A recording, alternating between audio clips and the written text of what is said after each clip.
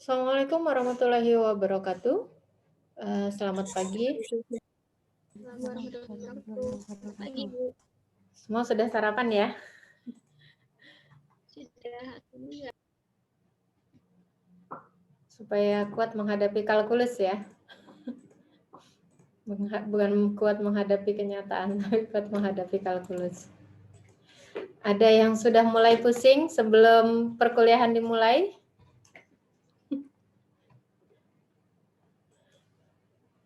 Karena judul mata kuliahnya kalkulus. Oke, baik teman-teman.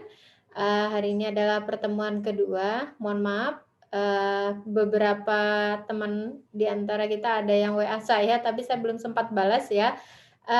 Jadi kalau teman-teman mengumpulkan tugas di Google Classroom, silahkan lihat tenggat waktunya ya.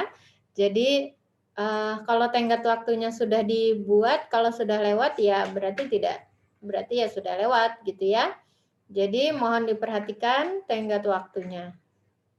Kemudian di sini kemarin kan materinya saya jelaskan di kelas B ya, mungkin karena banyak yang tidak gabung, mudah-mudahan video yang saya share di Google Classroom membantu ya. Sebelum saya masuk ke materi berikutnya, apakah ada pertanyaan? Saya persilahkan.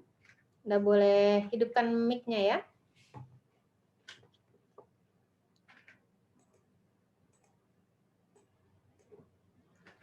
Materi saya yang kemarin yaitu mencari domain ya, domain fungsi dan ring. Kemudian bagaimana membuat peta kontur ya, atau plot. Oke, semoga bisa dipahami ya materinya. Baik, kalau tidak ada yang ingin ditanyakan, saya lanjutkan materi selanjutnya yaitu limit fungsi dua peubah. Kelihatan nggak yang saya share? Kelihatan? Kelihatan, Bu. Kelihatan, Bu. Teman-teman masih ingat belajar limit fungsi di kalkulus berapa? Kalkulus 1, Bu. Oke, di kalkulus 1 ya, limit bagaimana menghitung nilai limit ya. Limit fungsi satu peubah, kemudian ada definisinya ya. Nah, di sini konsep limit fungsi satu peubah, teman-teman bisa lanjutkan ya. Teman-teman bisa artinya tetap bisa dilihat kembali sehingga nanti nggak lupa. Karena konsep pada limit fungsi satu peubah itu saya gunakan kembali ya. Oke. Ya, Anda sudah kenal limit fungsi itu di kalkulus 1 ya. Kemudian perbedaannya tentunya ya kalau di kalkulus 1 fungsinya adalah fungsi satu peubah ya. Kemudian dalam menghitung limit fungsi satu peubah Anda punya menghitung limit kiri, limit kanan ya. Kalau nanti diperoleh nilai limit kiri dan limit kanannya itu sama, kalau nilainya sama berarti dikatakan nilai limitnya ada. Gitu ya? Benar nggak gitu dulu? Benar, Bu. Sebentar. Oh, ini modelnya di sini.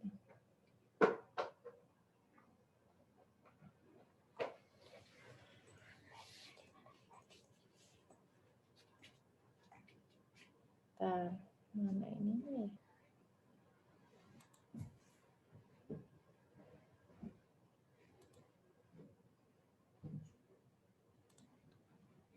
Nyari pennya di mana ya? Kok nggak ada? Ini bang ya? Sebentar ya. Ini dia.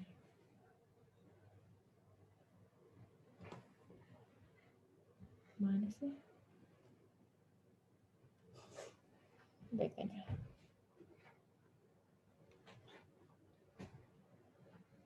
Oke, sebentar saya stop dulu. Ini Kembali lagi aja deh. Mana tadi? Saya mau itu. Ada laser. Kan nggak ada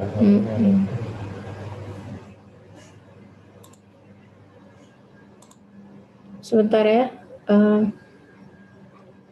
Oke. Nah ini aja.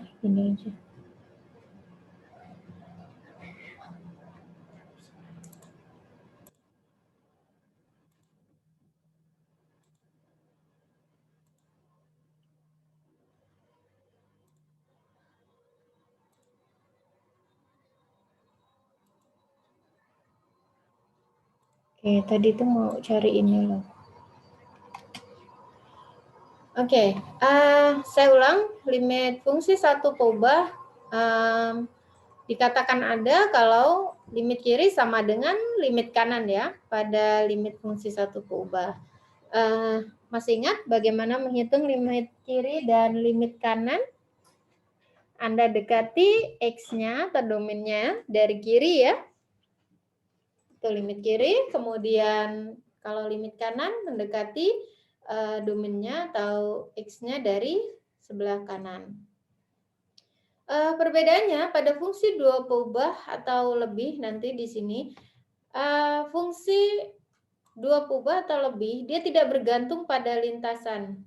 Kalau dia tidak bergantung pada lintasan, limitnya ada. Nah, kenapa demikian? Nanti kita lihat ya. Ini perbedaan yang sangat mendasar, menghitung nilai limit fungsi satu peubah dan fungsi dua peubah atau lebih.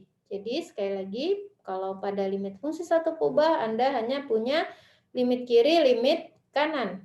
Tapi kalau pada fungsi dua peubah atau lebih, nanti ada beberapa lintasan begitu yang bisa kita terapkan sehingga nanti nilai limitnya diperoleh sama atau tidak. Kalau nanti saya ambil lintasan yang berbeda, nilai limitnya juga berbeda, berarti nilai limitnya tidak ada. Nah, konsepnya hampir sama seperti fungsi satu peubah ya. Oke. Ya, ini adalah perbedaannya. Kemudian sifat-sifat dasar yang ada pada limit fungsi satu peubah dapat kita gunakan kembali pada fungsi dua peubah atau lebih.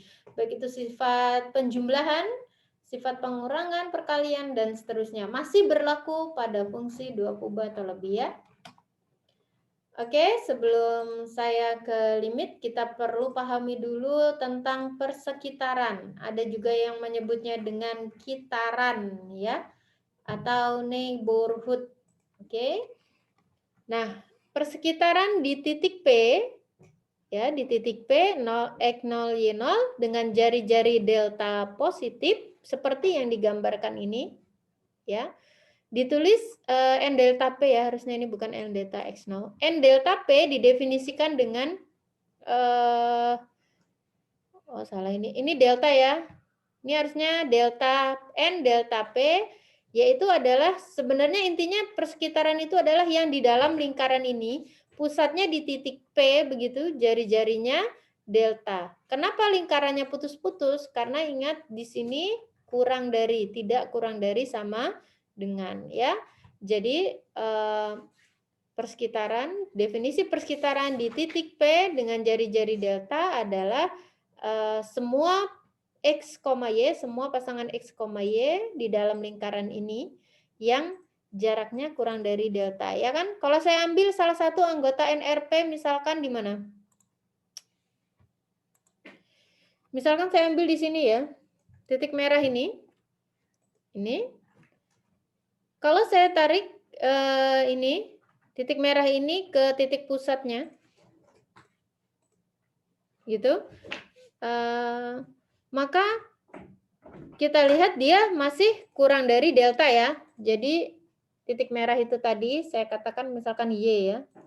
Y ini NYP masih ada di dalam atau kurang dari delta. Jadi NRP itu adalah atau N delta P itu adalah semua yang di dalam lingkaran ini.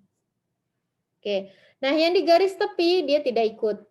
Yang di garis pas di garis tepi lingkarannya itu tidak ikut atau bukan menjadi anggota persekitaran. Baik, semoga bisa dipahami tentang konsep persekitaran ya. Oke, saya lanjut. Inilah definisi limit fungsi dua peubah ya. Sebelumnya Anda sudah kenalkan ya fungsi dua peubah minggu lalu bahwa di sini XY-nya disebut variabelnya ya atau peubahnya. Oke. Misalkan saya punya fungsi F begitu. Fungsi F punya domainnya di D. Saya kasih nama df ya. Misalkan saya punya fungsi F dengan domain D, ini bernilai real ya. Oke. Limit fungsi fx, y dengan x, y menuju a, b ya, bernilai L. Jadi nilai limit ini akan sama dengan L, berarti untuk setiap epsilon positif ada delta positif ya. Untuk setiap epsilon positif ada delta positif. Sehingga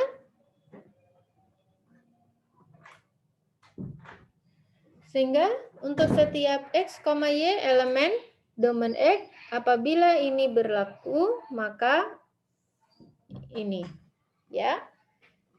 Oke, bisa dipahami. Anda masih ingat saya punya enggak ya definisi limit fungsi satu peubah di sini? Oh, ini langsung ilustrasi.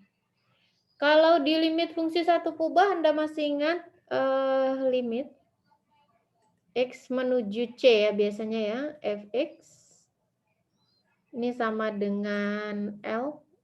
Ini artinya apa? Untuk setiap epsilon positif ada satu delta positif ya. Sehingga apabila untuk setiap X elemen R ya,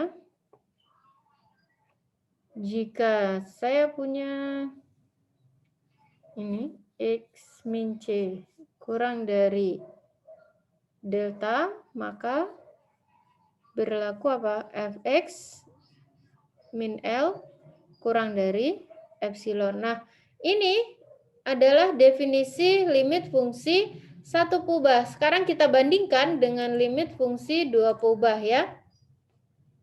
Kita lihat di sini saya punya untuk sembarang epsilon positif ada delta, sehingga untuk setiap pasangan X, Y anggota domain, apabila jarak ini dekat begitu, maka Fxy min L juga akan dekat ya, kurang dari epsilon. Nah, perbedaannya ya yang kita lihat di sini, jarak pasangan ini, jarak di R2 ya di ruang Euclid itu berbeda dengan di fungsi satu peubah. Kalau di sini kan langsung jarak ya, X min C. Nah, pada fungsi dua peubah, ini jarak E, Y min A, B, ini definisinya adalah ini ya. X min A dikuadratkan ditambah Y min B dikuadratkan. Ini jarak 2 titik di R2 ya.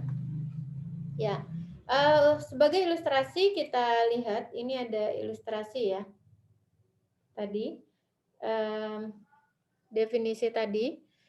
Jadi bayangannya adalah kalau saya punya ini pusatnya di A, B ya. Ini kok ada. Oh, ini bergeser ya. Mohon maaf ya, ini kurung ini harusnya di X, Y sini, kemudian ini di A, B.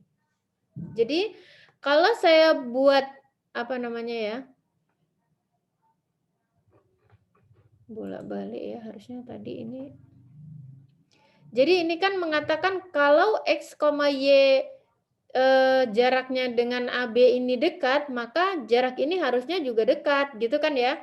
Jadi kalau kita lihat simbol di sini, kalau saya ambil sembarang X, Y semakin dekat ke AB, maka nilai Fxy akan semakin dekat ke L. Intinya itu ya. Nah, ilustrasinya seperti ini. Misalkan ini yang agak besar ini, seperti lingkaran tak beraturan, ini adalah daerah domainnya, misalkan D ya. Kemudian saya ambil titik A, B ya. Kalau saya buat sembarang persekitaran begitu di sini, dengan jari-jari tertentu, maka nilai-nilai yang di dalam persekitaran ini seharusnya juga masih di dalam ini. Di dalam persekitaran L min epsilon sampai dengan L plus epsilon. Ini hanya ilustrasi di bidang ya. Harusnya sih ada di Oke ya. Ini sebenarnya yang lebih dekat ya. Jadi kemarin saya katakan bahwa fungsi dua peubah itu digambarkan di ruang sini ya. Nah, kalau di R, kalau di fungsi satu peubah, Anda punya konsep limitnya gimana? Ini C begitu kan ya?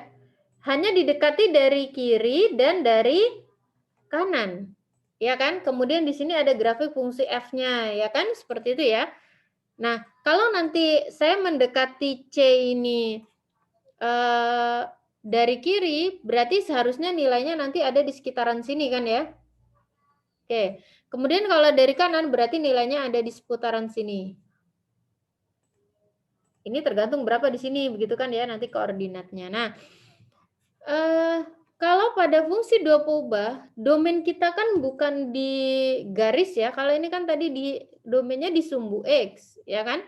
Nah, pada fungsi dua peubah, domainnya itu di bidang lantai.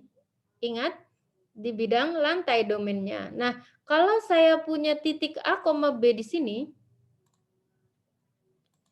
kalau saya punya titik A, B di sini, saya bisa punya cara yang banyak untuk mendekati titik A, B. Perhatikan gambar yang di sebelah kanan ini.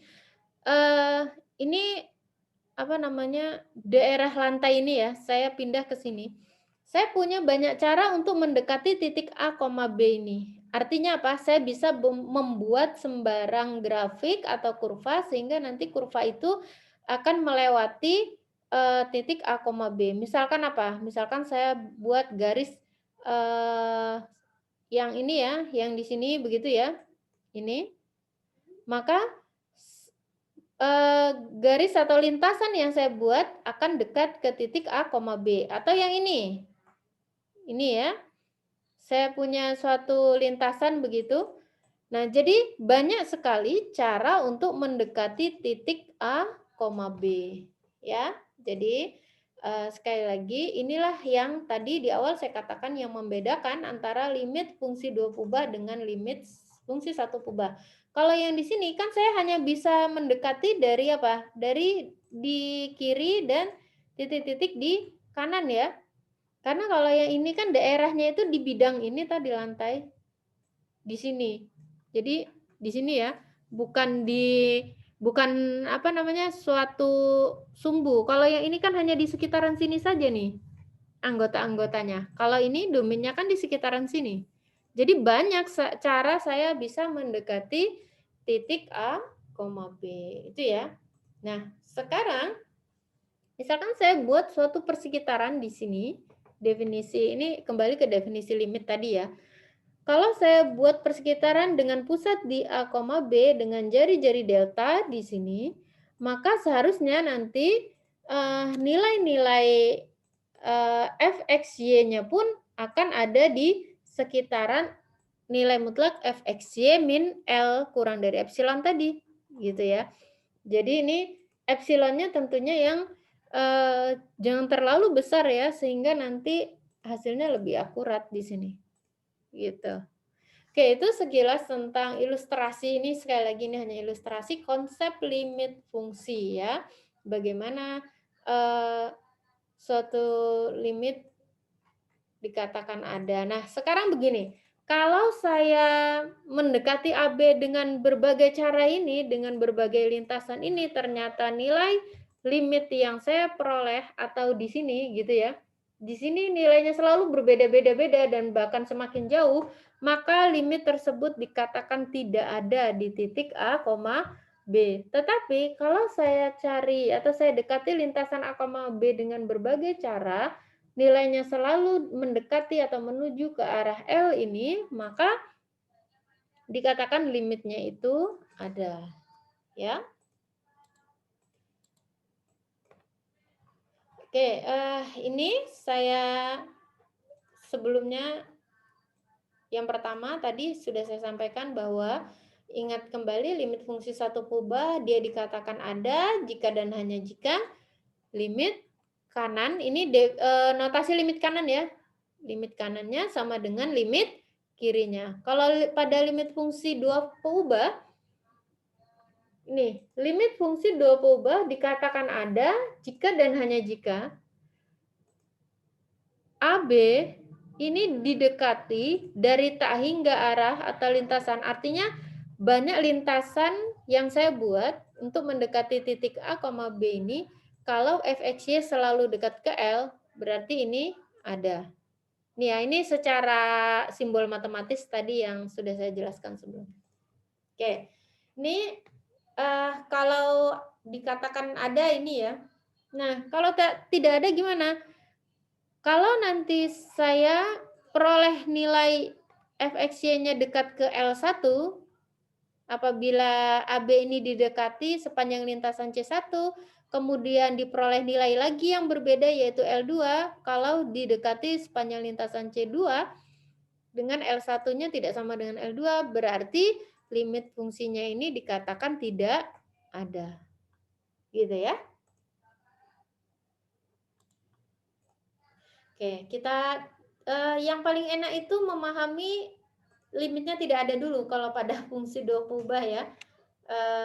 Jadi kita tidak harus di sini teman-teman sebelum ke konsep atau ke definisi pembuktian, kita lihat dulu seperti apa limit fungsi yang tidak ada tadi yang saya katakan didekati dengan sepanjang lintasan tadi ya.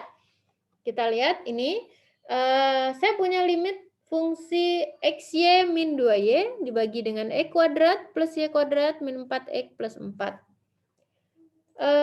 Apakah limit fungsi ini ketika x, y mendekati 2,0 ada?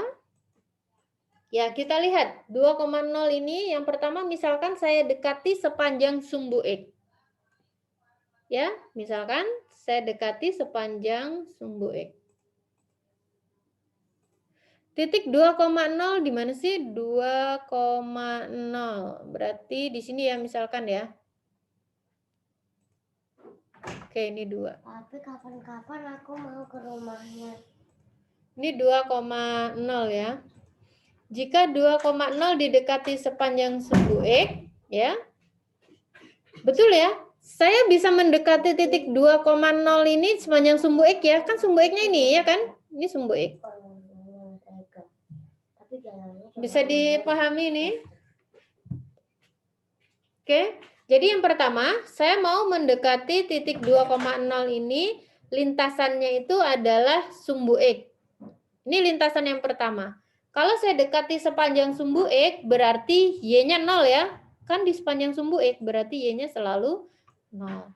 Oleh karena itu, saya peroleh fx 0-nya sama dengan apa ini? Kita substitusi ini ke sini. Ya, berarti X kali 0, 0 dikurang 2 kali 0, 0 ya. Dibagi dengan X kuadrat ditambah Y kuadrat. Y kuadratnya 0, min 4X plus 4. Benar nggak? X min 2 kuadrat. Harusnya kan yang di bawah ini ya, X kuadrat min 4X plus 4. Betul ya? Ini sama dengan X min 2 dikuadratkan. Betul nggak? Ya, ternyata ini 0 dibagi berapapun kan 0 ya. Jadi fx 0 itu 0. Akibatnya ternyata fx 0 ini akan menuju 0 saat x, y itu didekati, saat 2,0 didekati sepanjang sumbu x. Atau Anda bisa hitung begini, limit y mendekati 2,0 ya, x y min 2y, atau ini langsung saja ini x kali 0 ya, kemudian 2 kali 0 dibagi dengan x kuadrat plus 0 kuadrat min 4x plus 4. Nah ini nilai limitnya ini. Berarti sama dengan 0 ya. Kan ini 0 dikurangi 0 per sembarang. Jadi ternyata ini ya, kalau didekati sepanjang sumbu X, saya peroleh nanti nilai limitnya 0. Nah, sekarang saya ganti lintasannya yang kedua. Lintasan yang kedua didekati sepanjang garis Y sama dengan X min 2. Berarti Anda buat garis Y sama dengan X min 2. Kalau X-nya 0, kalau Y-nya 0 berarti X sama dengan 2. Oke, berarti garis Y sama dengan X min 2 melalui titik 2,0 ya. Kemudian kalau X-nya 0 berarti Y-nya min 2. Berarti di sini ya. Nah, lintasan yang kedua adalah yang saya garis biru ini ya. Oke, garis biru. Nah, saya buat lintasan sepanjang garis yang biru ini mendekati titik 2,0 ya. Kita lihat nilai limitnya berarti limit X, Y mendekati 2,0.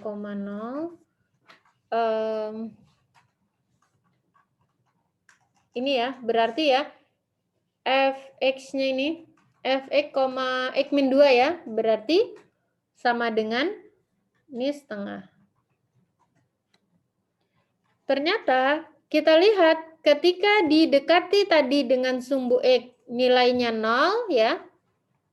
Nilai limitnya 0. Kemudian kalau didekati sepanjang garis Y sama dengan X min 2, saya peroleh nilai yang berbeda. Nilai limitnya yaitu setengah. Nah, berarti dapat kita simpulkan ternyata dengan mendekati titik 2,0 dari lintasan yang berbeda ya, ternyata saya peroleh nilai limit yang berbeda. Maka kita simpulkan bahwa nilai limit ini tidak ada. Nah, di sini kenapa saya mengambil lintasannya Y sama dengan X min 2? Sekali lagi tidak ada aturan harus seperti itu ya, atau harus sumbu X, tidak. Nah, yang harus dicermati adalah titik yang mau kita dekati itu. Kalau bisa itu harus kita lalui, harus dilalui oleh lintasan tersebut. Supaya apa? Ya kalau mau mendekati kan harus lewat dulu toh. Ya enggak? Kalau nanti saya mau, misalkan saya mau ke Malioboro, tapi saya arahnya malah ke timur, ke Klaten, ya nggak nyampe nanti ke Malioboro ya kan? Dari UIN misalkan, Anda dari UIN tanya orang, saya mau ke Malioboro, lewatnya mana? Kalau kata orang nanti kamu ke arah barat dan seterusnya ke sana gitu kan ya. Lah, kamu nggak tahu misalkan arah timur barat, malah kamu ke arah Klaten, Solo, ya nggak nyampe ke Malioboro ya kan? Oleh karena itu, untuk memilih lintasan, kita harus juga perhatikan titik yang didekati. Titik yang dituju itu yang mana? Oke, gitu ya. Ada pertanyaan untuk contoh yang ini? Berarti contoh kita yang pertama limitnya tidak ada. Silakan Anda boleh. Ibu mohon maaf mau bertanya. Ya, silakan. Saya masih bingung untuk menentukan Y sama dengan X min 2-nya itu gimana ya, Bu? Makasih, Bu. Baik, bagus kalau Anda sudah mulai bingung, berarti Anda sudah mulai berpikir tandanya ya. Tadi saya ulangi, ketika saya menentukan Y sama dengan X min 2, saya harus buat garis yang melalui titik 2,0 atau kurva, tidak harus garis ya teman-teman. Tetapi kan ini kebetulan yang paling mudah itu gitu kan. Nah, makanya saya ambil Y sama dengan X min 2. Kalau titik yang lain garis yang lain boleh nggak? Boleh, coba buatkan saya garis yang melalui X min 2. Anda buat garis begini aja kan bisa toh? Ya nggak? Yang penting melalui 2,0. Ini garis apa ini? Garis apa itu? Y sama dengan X plus 2. Ya kan? Enggak ya, enggak melalui 2,0. Ambillah sembarang titik di sini 0,2, titik yang melalui 0,2 dengan titik yang melalui 2,0. Persamaan garisnya apa ini? Y min Y1 bla bla bla itu loh. Masih ingat nggak? Y sama dengan X plus 2. Nanti nggak lewat ini 2,0. Saya maunya ini garisnya itu ini loh. Ini 2. Dia harus melalui 2,0. Ayo persamaan garis. Itu kalkulus Y 1. sama dengan min X plus 2. Y sama dengan min X plus 2. Oke, Y sama dengan min X plus 2. Iya betul ya.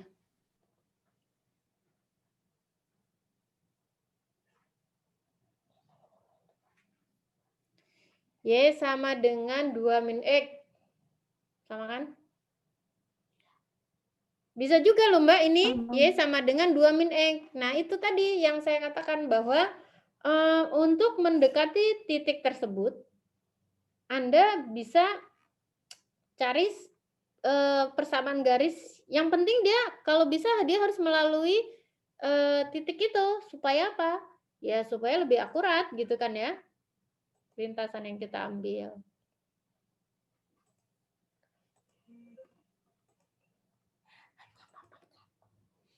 Oke, ada lagi yang ingin ditanyakan? Paham ya Mbak tadi yang bertanya? Jadi tidak harus Y sama dengan X-2. Anda bisa pilih garis yang lain.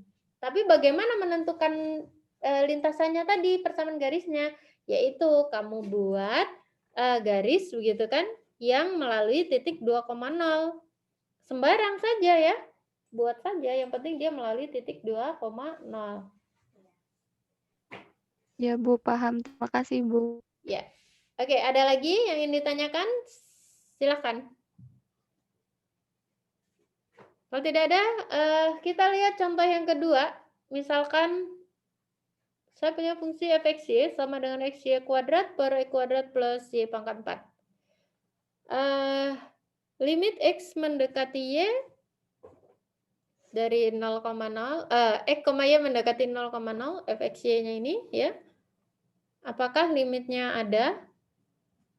Nah, ini sudah saya kasih clue. Ya, coba Anda bantu saya memeriksanya ya. Lintasannya Y sama dengan X dan Y sama dengan X kuadrat.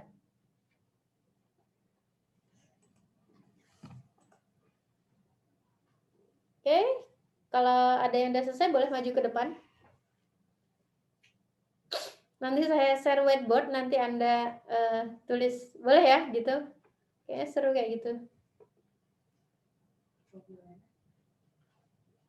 Ada yang mau mengerjakan di depan? Y sama dengan X dan Y sama dengan X kuadrat. Tulis dulu soalnya. Nanti saya siapkan whiteboardnya.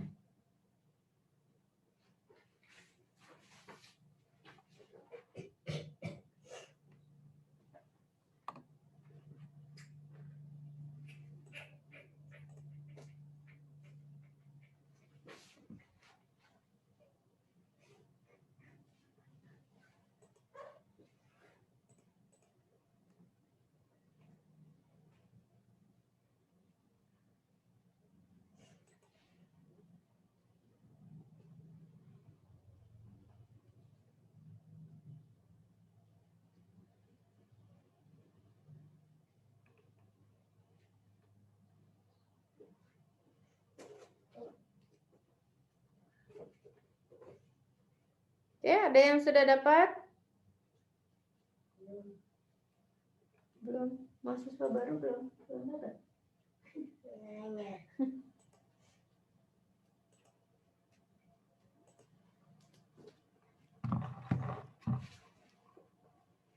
Oke, ada yang mau bantu jawab di sini? Kalau ada, saya ini share.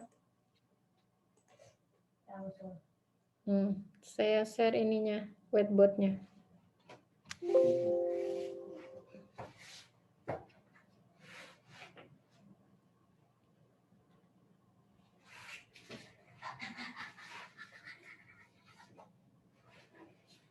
Silahkan, sudah saya siapkan whiteboard-nya. Kalau ada yang mau jawab, bisa ya Anda lewat ini, sudah saya share.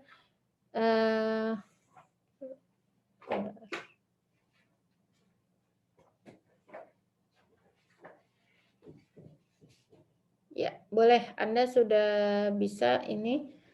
Silahkan, ada yang mau menjawab? Anda coret-coret di handphone ya? Anda pakai handphone ya? Bisa itu? Silahkan. Kemarin saya dengan mahasiswa biologi bisa ya? Dia mencoret-coret di whiteboard yang saya share. Anda mau coba? Ada yang mau coba? Silahkan. Sambil mencoba teknologi terbaru ya ini. Teknologi terbaru. Kita aja yang baru tahu ya. Silahkan, ada yang mencoba nggak? Kalau nggak ada, ini ada mahasiswa baru di sini yang mau mencoba. Horas mau nyoba?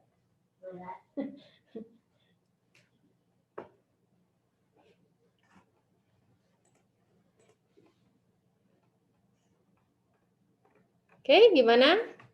Berapa nilai limitnya ketika lintasannya saya dekati sepanjang, ketika titik X 0,0 saya dekati sepanjang lintasan garis Y sama dengan X. Berapa nilai limitnya? 0. 0 ya? Ada yang punya jawaban lain? Ada? Tidak ada. Oh, tidak ada. Ini Anas juga sama 0. Enggak. Kalau yang sepanjang lintasan Y sama dengan E kuadrat, berapa nilai limitnya? Yang tadi 0, Mas. Jawabannya 0 juga atau beda? Yang X kuadrat belum, Bu. Oh, dicoba. Kalau lintasannya Y sama dengan E kuadrat, berarti nilai limitnya berapa?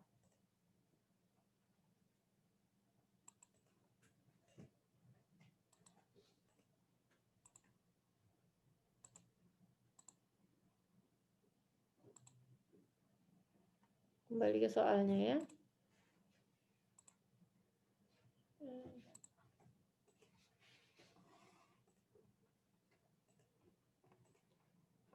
Dicoba. Ini saya kembalikan ke soalnya dulu. Y sama dengan E kuadrat.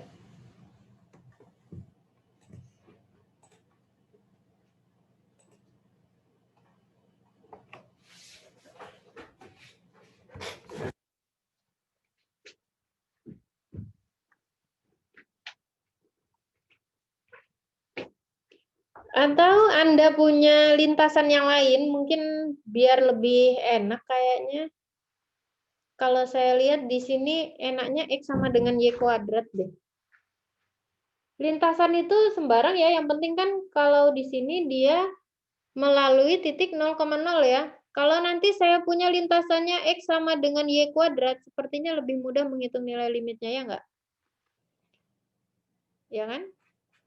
Coba ya, kalau X sama dengan Y kuadrat berarti limit X, Y mendekati 0,0. X sama dengan Y kuadrat berarti pembilangnya menjadi Y pangkat 4. Betul nggak? Dibagi dengan E kuadrat berarti ini dikuadratkan Y pangkat 4 ditambah Y pangkat 4. Oke, berapa nih? Setengah ya? Limit ini, kemudian Y pangkat 4 dibagi 2 Y pangkat 4. Betul nggak? Halo? Halo. Sama dengan setengah ya? Nah, ternyata berbeda. Kalau yang tadi, ini hasilnya tadi 0, betul ya Mas ya? Bener nggak Mas? Iya, Bu. Oh, kayaknya nggak 0 ya. Kalau, sebentar ya. Sebentar. Ini berarti kalau yang X kuadrat berarti, Y sama dengan X berarti menjadi, gimana itu? X pangkat 3 ya Mas ya? Jadi E kuadrat 1 ditambah Iya. X kuadrat. Jadi ini tinggal X per 1 plus X kuadrat. Oke, substitusi 0,0-nya ya, 0 per 1 ya, berarti 0. Ya, untuk yang lintasan sepanjang Y sama dengan X, nilainya 0 ya. Tetapi yang Y sama dengan X kuadrat, nilainya setengah. Berarti nilai limitnya tidak ada. Oke, ini kalau untuk yang Y sama dengan X kuadrat, sepertinya kita tidak mendapatkan nilai yang bulat ya. Dapat cuman nanti jadinya gimana itu? Lebih mudah X sama dengan Y kuadrat. Nah, disinilah juga ternyata harus pandai-pandai kita memilih lintasan ya. Lintasan itu kan kita yang membuat, ya kan? Kita yang menentukan lintasannya apa. Oke, ada pertanyaan di sini dari contoh yang nomor 2? Ada? Apa itu? Apa perlu ditulis yang rapi? Bisa ya nulis sendiri ya? Ibu mau bertanya, Ya, silakan. kalau X pangkat 3 per X kuadrat itunya dapat dari mana ya, Bu? X pangkat 3. Per X kuadrat, terus yang dikurung 1 plus Oh, yang X ini ya? kuadrat. Iya, masih Oke. bingung. Masih, Bu. Gini, kan ketika lintasannya Y sama dengan X, yang ini, ya kan? Ini kan saya ke lintasan yang pertama dulu ya. Y sama dengan X, ya kan? Kemudian, bentar. Ketika lintasannya Y sama dengan X, berarti saya punya nilai limitnya berapa? Limit X, Y mendekati 0,0 gitu ya. 0,0 fxy-nya. Kan ini katanya Y sama dengan X, Mbak. Berarti kita substitusi ke sini dong, ya enggak? Berarti kan ini jadi fxx ya enggak? Atau fyy kan sama. Berarti limit dari itu ya, X, Y mendekati 0. Kemudian yang di atas menjadi apa? X pangkat 3 kan? X pangkat. Ya enggak? Kan ini X dikali Iya, X kuadrat. X pangkat. Iya. Ya kan? Kemudian Bu. yang di bawah X kuadrat ditambah X pangkat 4. X pangkat 4. Nah, yang di bawah X kuadratnya saya keluarkan. Jadi sama dengan limit itu X pangkat 3 dibagi dengan X kuadratnya dikeluarkan. Jadi apa? 1 plus X kuadrat. Ya enggak? Iya, Bu. Betul itu? Ya, udah paham, Bu. Terima kasih. Ya, jadi saya lanjutkan ya, nanggung. Ini dibagi menjadi yang di atas tinggal X, ya kan? Masih ada limitnya. Limit itu X per 1 plus X kuadrat. Nah, saya baru boleh mensubstitusikan 0,0-nya kalau nanti saya yakin penyebutnya tidak 0 loh ya. Ini kalau saya substitusikan X, Y-nya 0,0, berarti yang di atas X-nya 0 dibagi dengan 1 ditambah 0, ya enggak? Hasilnya 0 per 1. Ini 0 per 1 hasilnya 0. Betul ya? Ingat loh, kalau ini nanti masih 0 per 0, ini jangan dijawab 0. Ini salah besar ini. Paham? Jadi tidak boleh kalau 0 per 0 Anda langsung jawab sama dengan 0. Enggak. Karena 0 per 0 itu tidak terdefinisi di bilangan real. Nah, yang ada 0 dibagi dengan bilangan berapapun hasilnya sama dengan 0. Kecuali 0 ya, kecuali 0 sendiri. Karena 0 per 0 ini tidak boleh. Makanya di sini perlu saya rubah ini tadi. Saya rubah ke ini supaya kalau langsung saya substitusikan jadinya nanti kan 0 per jadi 0 kan? Ya enggak? 0 per 0. Tetapi kalau kita bagi dulu X pangkat 3 dibagi X kuadrat kan tinggal X ya. Gitu. Bisa dipahami nih? Bisa, Bu. Saya? Bisa menuliskannya sendiri ya dengan rapih ya. Jangan nanti Anda balas dendam ketika ujian sengaja tulisannya dijelek-jelekin biar nggak kebaca. Terus nanti berharap saya betulkan. Iya. Enggak ya. Jadi di sini karena keterbatasan. Apa perlu kita tulis di whiteboard? Hah? Ini bisa Anda tulis sendiri ya, teman-teman? Enggak. Bisa ya? Sudah jelas, Bu. Ya. Jelas ya. Oke, ada lagi silakan yang ingin bertanya. Dari 2 contoh, kita sudah 2 contoh membuktikan bagaimana nilai limit fungsi 2 kubah itu tidak ada. Saya persilakan kalau masih ada yang ingin ditanyakan. Ada yang kurang jelas? Ibu izin bertanya, Bu. Ya, silakan. Ini kalau misalnya mau buktiin fungsinya itu tidak punya limit, kan berarti perlu menentukan lintasan yang sesuai ya, Bu, supaya limitnya berbeda gitu. Ya, Nah, betul. itu apa ada tips triknya gitu, Bu? Kan soalnya kalau misalnya nentuin sembarang lintasan kayaknya terlalu makan banyak waktu gitu. Ya, terima Oke. kasih. Tipsnya yang pertama tadi sudah saya sampaikan. Ketika saya mau mendekati suatu titik, ya kan? Saya harus ambil suatu lintasan yang harus melewati titik itu. Kayak tadi, saya kembali ke contoh 1. Ya. Ketika saya mau mendekati titik 2,0 ya ini, saya ambil garis Y sama dengan X-2. Kenapa? Kenapa lintasannya Y sama dengan X-2? Karena Y sama dengan X-2 ini melalui titik 2,0. Gitu. Bisa dipahami? Itu yang pertama. Yang kedua, misalkan saya mau ambil suatu persamaan garis aja ya, yang mendekati, ini trik lainnya. Misalkan ini titik 2,2 misal ya.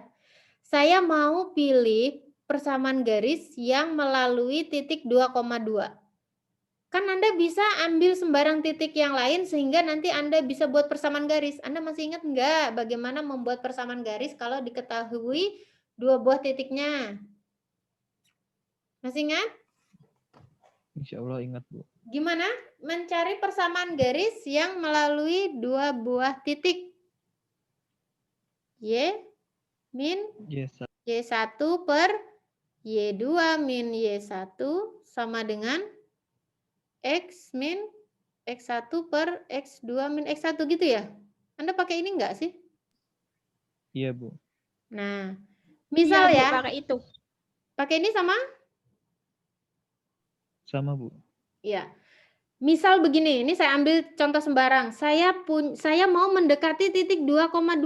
Anda ambil sembarang aja titik berapa aja deh. Misalkan titik yang di bawah sini deh.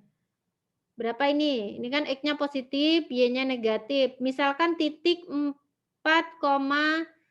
min 1 ya. 4, min 1.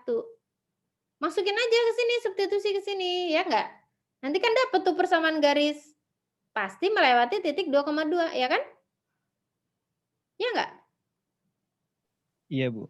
Nah, berarti nanti garisnya kan begini nih, ini kira-kira gitu ya.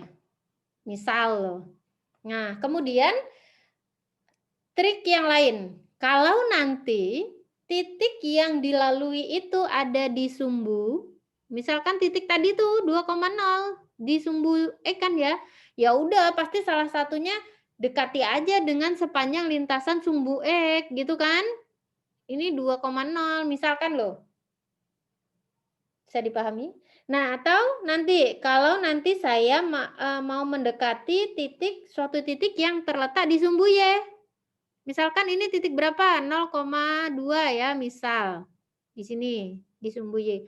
Ya udah, berarti salah satunya lintasannya didekati sepanjang sumbu Y. Kalau didekati sepanjang sumbu Y berarti kan X-nya 0 terus kan? Ya enggak? Di sepanjang sumbu Y ini, teman-teman, ini koordinatnya berapa sih? Kan selalu 0,Y kan? Ya enggak? Artinya apa? Nanti Anda substitusikan seperti ini. Seperti ini gitu ya. Kalau sepanjang sumbu X. Kalau sepanjang sumbu Y berarti kan F-nya nanti X-nya yang 0, Y. Ya enggak? Oke? Bisa dipahami itu? Bisa, Bu. Ya, itu ya beberapa tips and trick ya. Jadi bagaimana memilih lintasan. Nah, ini juga ketika Anda memilih beberapa lintasan dan diperoleh nilai limit yang selalu sama, jangan puas dulu, jangan langsung menyimpulkan bahwa nilai limitnya pasti ada, yaitu segitu. Tidak. Karena apa? Lintasan yang dibentuk itu bisa berbagai macam cara, bisa begini, bisa begitu. Tadi ya bisa begini, begini, gini, ya kan? Jadi banyak cara. Bagaimana membuktikan nilai limitnya ada? Ya pakai definisi dong. Ya, gitu ya. Oke. Ya, ini coba Anda ini kan perhatikan di sini. Apa benar ini limitnya ada? Seperti yang saya katakan tadi ya. Saya punya limit fungsi 3x kuadrat Y itu ya. 3x kuadrat Y ini dibagi dengan E kuadrat plus Y kuadrat. Y, mendekati titik 0,0. Lintasan yang pertama saya dekati sepanjang sumbu X. Berarti Y-nya sama dengan 0. Berarti ini nanti 3X kali 0. Berarti ini pasti 0 ya. Oke, didekati sepanjang sumbu X, maka F-nya ini akan menuju 0. Oke, kemudian kalau saya dekati sepanjang kurva X sama dengan Y kuadrat, lintasannya sekarang bentuknya kurva. Boleh nggak kalau kurva? Ya boleh dong. Kan dia melalui 0,0 juga, ya nggak? Ingat, kalau X-nya 0, Y-nya 0 juga. Y-nya 0, X-nya 0, ya kan? Kan ya? Kemudian saya ambil sepanjang, itu udah 2 ya tadi lintasannya. Diperoleh nilai yang sama, selalu cenderung ke 0. Sekarang kalau saya ambil sepanjang kurva sembarang, begitu Y sama dengan MX. M adalah kemiringan gradien. Nah, ternyata ini saya peroleh apa? Juga selalu 0. Ya, di sini kan 3, ini menjadi nanti di bawahnya tidak 0 ya, ini ada 1 ya. 0/1 berarti ini 0. Nah, ternyata dari banyak lintasan yang dipilih ya, dari lintasan yang banyak yang kita tentukan itu, ternyata limitnya selalu 0 ya kan? Atau X, Y selalu mendekati 0. Tetapi ini tadi yang saya katakan, bukan berarti nilai limitnya ini 0. Kenapa? Kan lintasannya masih tak terhingga banyaknya. Yang kita ambil masih bisa hitungan jari, masih bisa dihitung, begitu kan? Walaupun hasilnya selalu 0, belum tentu. Oleh karena itu, kita harus buktikannya dengan menggunakan definisi. Tadi, dengan menggunakan definisi limit. Apa definisinya? Kalau saya punya limit X, Y mendekati 0,0, AB aja ya yang umum ya. X, Y mendekati A, B, F, X, Y. Ini dikatakan nilainya L kalau apa? Setiap epsilon positif ada suatu delta positif sehingga untuk setiap anggota di domain jika jarak E, Y dengan A, B ini dekat dan tidak 0 ya, ini lebih dari 0, jaraknya tidak boleh 0, jaraknya dekat, maka jarak F dengan L juga harusnya dekat. Nah, intinya begitu ya. Kita harus membuktikan ini. Teman-teman, Anda tidak usah pusing kalau nanti ketemu lambang epsilon, delta, epsilon, delta. Epsilon, delta itu cuma notasi, dia bilangan real, cuma nama. Sama, kalau saya ganti angka boleh nggak? Boleh. Tetapi di sini harus mewakilkan sembarang, makanya nggak diambil angka, gitu loh. Nah, kenapa di sini pakai delta? Karena dia tertentu.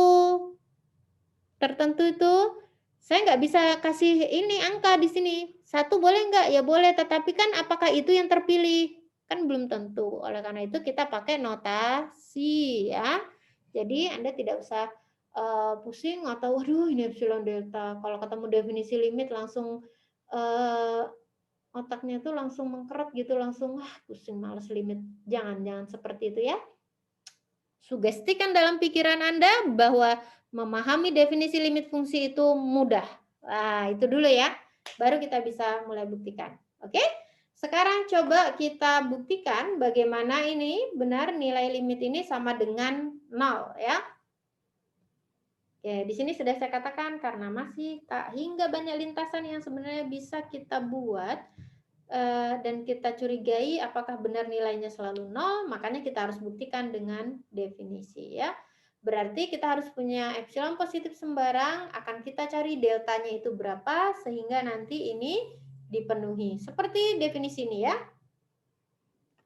Oke, paham tujuannya? Ini harus paham dulu tujuannya, baru nanti bisa membuktikannya. Oke, kita lihat di sini. Sebenarnya oke lah, kita lihat dulu ya, mudah-mudahan ini bisa.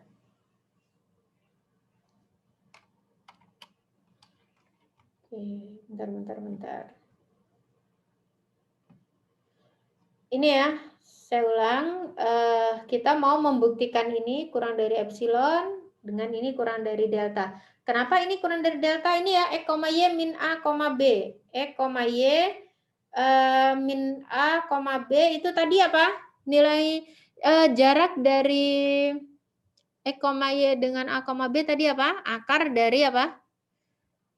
Lupa ganti pena. X kuadrat plus Y min B kuadrat. Oke. Sebentar. Ya, jadi ini jarak di R2 ya, E, Y min A, B. Ini sama dengan akar dari berarti apa? X min A dikuadratkan ditambah Y min B dikuadratkan. Oke, ini makanya di sini Y kuadrat plus Y kuadrat karena 0,0 ya. Oke. Itu yang akan kita buktikan. Nah, sekarang bukti yang pertama harusnya di sini ambil sembarang epsilon positif begitu ya.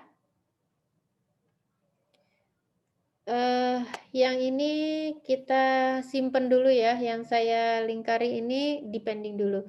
Nah, kita tahu bahwa ini ya, E kuadrat per 3 per E kuadrat plus Y kuadrat ini kurang dari sama dengan 1. Kenapa teman-teman dia kurang dari sama dengan 1? Tahu nggak Anda kenapa ini kurang dari sama dengan 1? Kita lihat ya.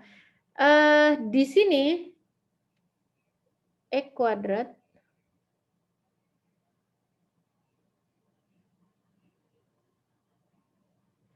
E kuadrat plus Y kuadrat itu lebih dari E kuadrat. Betul nggak? Oke. E kuadrat plus Y kuadrat itu lebih besar dari E kuadrat. Ya. Nah, berarti di sini ini selalu lebih dari 0. Oke? E kuadrat selalu lebih dari 0 ya. Oke, kemudian kita lihat karena di sini penyebut lebih besar dari pembilangnya ya.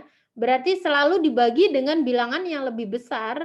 Seandainya nanti saya ambil nilainya X-nya dan Y-nya pun sama, misalkan X sama dengan Y, tetap dia akan nilai ini selalu kurang dari sama dengan 1. Betul enggak?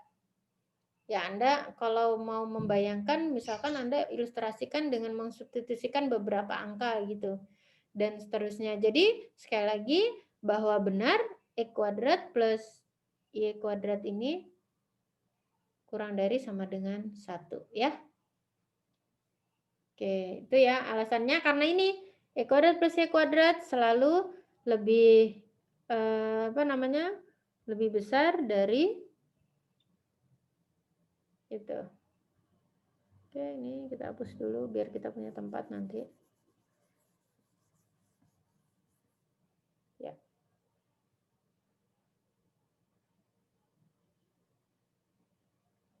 Oke, karena ini kurang dari sama dengan 1 ya, kemudian berarti yang ini bisa kita tuliskan dengan gimana sih? 3 mutlak Y dikalikan dengan E kuadrat per E kuadrat plus Y kuadrat. Betul nggak? Sama ya? Ini dikali dengan ini, itu kan sama dengan ini kan cuman apa ya, diuraikan begitu ya. Oke? Nah, karena ini tadi kurang dari sama dengan 1 ya, karena yang ini kurang dari sama dengan 1, berarti ini kurang dari sama dengan 3 mutlak Y dikali 1. Atau sama dengan 3 kali mutlak Y. Begitu ya? Betul ya? Nah, ternyata ini, oke. Anda perlu tahu bahwa mutlak Y atau mutlak X itu sama dengan akar Y kuadrat. Betul nggak? Akar dari Y kuadrat itu sama dengan kan Y, yang selalu positif ya. Karena di dalam akar itu kan selalu positif, berarti ini mutlak Y. Bisa dipahami ini? Kenapa mutlak Y sama dengan akar Y kuadrat? Ingat definisi nilai mutlak? Selalu lebih besar atau sama dengan 0. Berarti yang di dalam ini lebih besar sama dengan 0. Sama dengan definisi nilai mutlak. Gitu ya. Nah, karena tadi masih sama, E kuadrat plus Y kuadrat lebih besar dari Y kuadrat, berarti ini berlaku. Oke, bisa dipahami? Nah, jadi kalau saya pilih, ini harusnya ini di delete aja nih. Kemudian harusnya dimulai dulu ambil sembarang bilangan epsilon positif. Nah, setelah saya ambil sembarang bilangan positif, baru kita uraikan buktinya ini. Oke, gitu ya teman-teman untuk pembuktiannya. Oke, sekarang saya sudah punya, ternyata tadi kan mau membuktikan apa?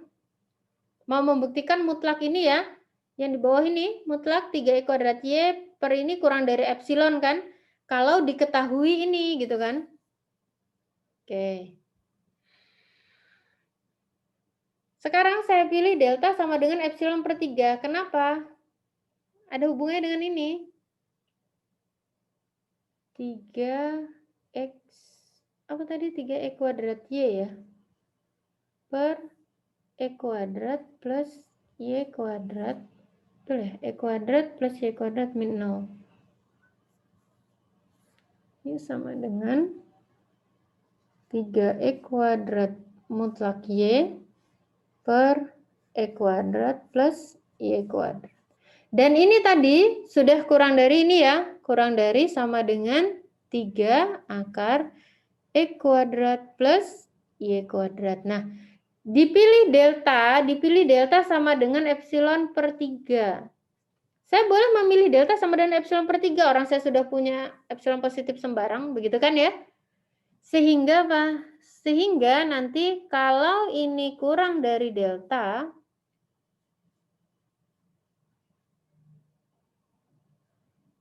ya, maka yang ini saya kasih nama bintang, maka bintang menjadi apa?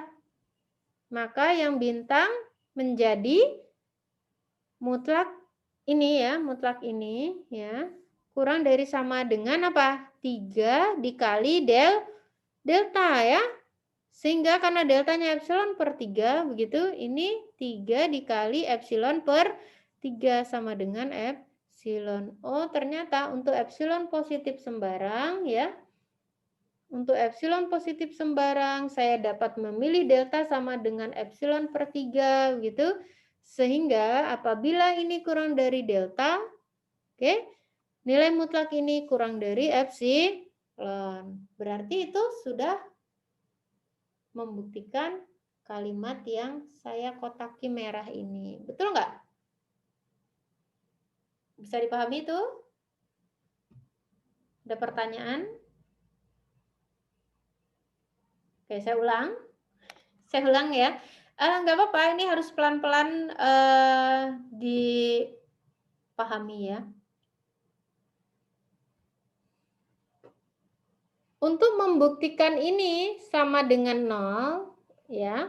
Untuk membuktikan nilai limit 3e kuadrat y per e kuadrat plus y kuadrat sama dengan 0, kita gunakan definisi limit fungsi, yaitu untuk setiap epsilon positif, untuk setiap epsilon lebih dari 0, saya nanti harus dapat memilih suatu delta positif. Sehingga kalau nanti jarak ini kurang dari delta, maka saya harus punya ini kurang dari epsilon. Oke, bisa dipahami sampai di situ apa yang menjadi tujuannya.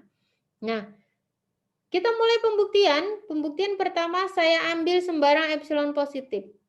Oke, sampai di situ. Kemudian kita tahu bahwa ini tuh kurang dari sama dengan 1 nilainya. Betul ya? Karena pembilang dan penyebut lebih besar sama dengan 0 dan penyebutnya selalu lebih besar dari pembilangnya. Jadi yang ini selalu lebih besar dari e kuadrat. Maka e kuadrat dibagi dengan ini pasti selalu kurang dari sama dengan 1. Bisa dipahami nggak ya ini? Hah? Halo? Insya Allah, Bu. Bisa Insya ya? Allah, Bu. Bu, boleh bertanya? Oke, silakan. Nah, itu bisa mendapatkan Y mutlak itu bagaimana ya, Bu? Tadi kurang. Yang ini ya? Yang ini ya? Betul nggak? Sorry, pertanyaannya apa? Saya kurang dengar. Jadi itu kan mendapatkan X kuadrat, sehingga 3X mutlak Y per X kuadrat plus Ini? Y kuadrat.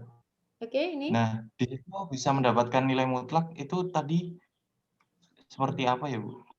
Mutlak ini. Oh, Iya. gini. Mutlak 3e kuadrat y per e kuadrat plus y kuadrat dikurang 0. Ini sama dengan, harusnya sama dengan apa? Ini kan harusnya sama dengan mutlak 0-nya nggak ada gitu kan ya. Mutlak 0-nya nggak ada. Bisa dipahami? Kan ini A dikurangi 0 sama dengan A kan, mutlak A ya. Oke? Gitu.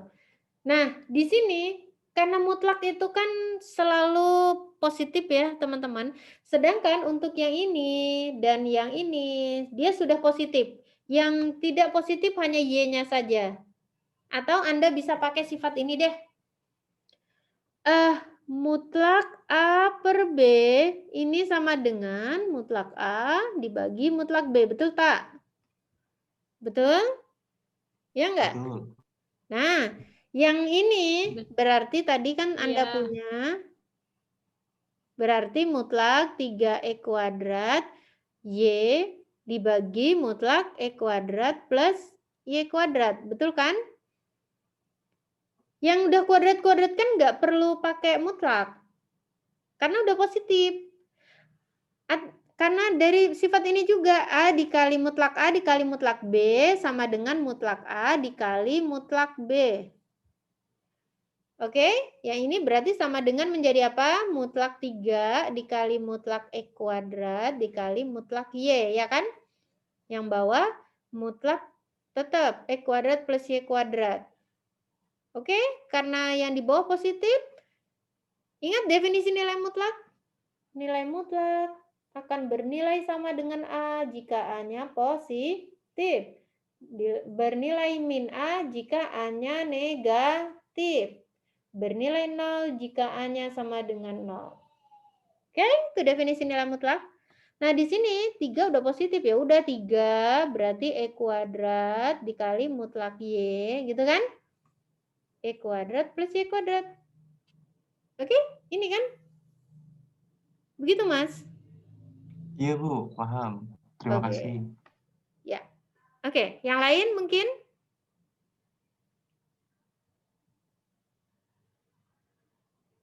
Yang lain, silahkan.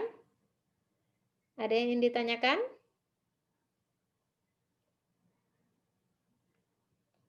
Paham ya ini? Oke, Insya jadi Allah. Hah? Jadi sekali lagi saya ulang, pembuktiannya mulai dari ambil sembarang epsilon positif, begitu. Kemudian karena ini kurang dari 1 dan saya uraikan begini ya.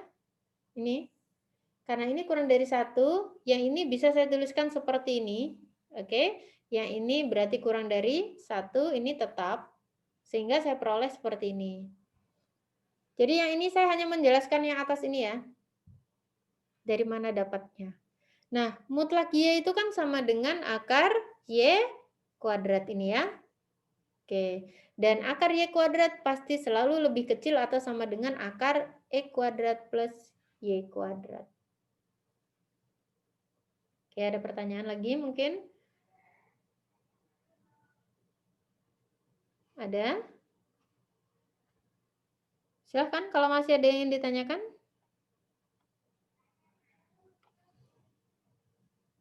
Oke, selanjutnya dari sini tadi, sorry.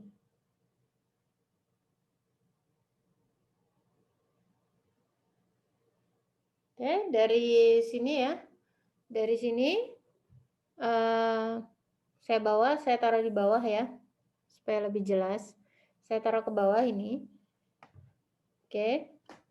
Saya kasih nama bintang, begitu. Saya simpan dulu. Kemudian saya dipilih delta sama dengan epsilon per 3. Nah, ternyata benar ya, untuk sembarang epsilon positif, saya dapat memilih suatu delta yang apabila apabila jarak E, Y min A, B-nya itu kurang dari delta, katanya ini kan, maka saya punya harusnya mutlak Fx min L-nya, itu kan ini, ya. Harusnya dia kurang dari epsilon, benar, karena ini tadi kurang dari sama dengan 3 akar ini, yang akar ini tadi kurang dari delta, ya kan, berarti ini kurang dari sama dengan 3 kali delta, deltanya sama dengan epsilon per 3, berarti sama dengan epsilon. Oke, jadi terbukti bahwa benar ternyata nilai limit ini tadi sama dengan 0. Oke, itu membuktikan nilai limitnya ada ya. Oke, mari kita pelajari lebih lanjut sifat-sifat pada limit fungsi 2 peubah. Oke, seperti fungsi 1 peubah ya, hukum limit juga berlaku. Kalau nanti di sini saya punya suatu konstanta K, maka limit berapapun nilai yang mendekatinya selalu hasilnya adalah K. Nah, pada limit fungsi 2 peubah ya, kalau nanti saya punya fungsi fx, y-nya ini x, berarti ini adalah A. Kemudian kalau limit fxy, fungsi fxy-nya sama dengan y, maka ini sama dengan B. Oke. Kemudian aljabar limit fungsi yang berlaku di limit fungsi 1 peubah berlaku juga di fungsi 2 peubah. Kita lihat ya. Kalau saya punya nilai limit fungsi f itu L1 dan limit fungsi g itu adalah L2. Yang perlu diperhatikan dia mendekati titik yang sama ya. X0, Y0, X0, Y0. Sama ya. Fungsinya yang berbeda. Ini nilai limitnya juga berbeda. Maka kalau saya jumlahkan nilainya, nilai limit fungsinya sama dengan nilai limit jumlahan fungsinya. Oke? Bisa dipahami nggak Anda kalau membaca teorema begini? Jadi maksudnya nilai limit ini, yaitu nilai limit L1 ditambah L2 itu, nilainya itu sama aja dengan nilai limit kalau fungsinya saya jumlahkan dulu, kemudian saya cari nilai limitnya. Nah, gitu loh. Paham ya? Nah, begitupun yang pengurangan. Ya. Ini dikurangin ini, nilainya sama dengan nilai limit fungsi f dikurangin g. Ini kan harusnya fungsi baru ya. Ya enggak? Fungsi f dikurangi fungsi g, saya akan mendapatkan suatu fungsi yang baru. Kemudian saya cari nilai limitnya. Oh, ternyata nilai limitnya ini harusnya sama dengan nilai limit L1. Yang L1 ini dikurangi L2. Oke. Begitupun yang perkalian. Begitupun juga kalau dikalikan dengan suatu konstanta K. Di sini K konstanta ya. Mohon maaf ini K-nya harusnya K ini. Begitupun yang pembagian. Tapi dengan syarat L2-nya tidak 0 dan G bukan fungsi 0. Kenapa? Ada syarat tidak 0. Karena kalau penyebutnya 0, maka nilai limit ini nggak punya arti. Karena ini beberapa pun nilai dibagi dengan 0, hasilnya tidak di dalam real. Tidak terdefinisi di bilangan real. Oke, bisa dipahami ini sifat-sifat pada fungsi 2 poba. Tidak jauh berbeda seperti fungsi 1 poba. Oke, kemudian limit berulang ya. Ya, limit berulang seperti ini. Mohon maaf, ini harusnya Y mendekati, ini harusnya X mendekati X0, kemudian Y mendekati Y0. Kemudian ini yang ini sudah benar. Ini Y mendekati Y0 harusnya ya, mohon maaf. Jika ini akan berturut-turut oleh ini, tidak perlu sama meskipun keduanya pasti sama jika ini ada. Namun kesamaan mereka tidak menjamin keberadaan limit yang satunya. Bisa dipahami nggak maksudnya? Jadi begini, misal Anda menghitung nilai limit fungsi, yang pertama Anda substitusi, Anda cari dulu ketika X mendekati X0. Kemudian baru dicari nilai limit Y mendekati 0. Kalau nanti nilainya ada ataupun sama, tidak menjamin ya, nih, tidak menjamin nilai limitnya itu sama. Oke, bisa dipahami? Tidak menjamin nilai limitnya ada gitu ya. Oke ya. Ya, ini kita lihat contoh di sini lebih teratur bagaimana membuktikan nilai limit itu ada ya. Sebelumnya ada pertanyaan dulu, mungkin memang harus pelan-pelan dalam membuktikan nilai limit fungsi dengan definisi. Tentunya kalau kemerungsung, buru-buru itu sulit dipahami. Anda harus telaten, pelan-pelan, baru bisa dengan mudah dipahami ya. Oke, ada pertanyaan dulu mungkin sebelum saya lanjutkan contoh berikutnya. Ada? Saya persilahkan kalau ada.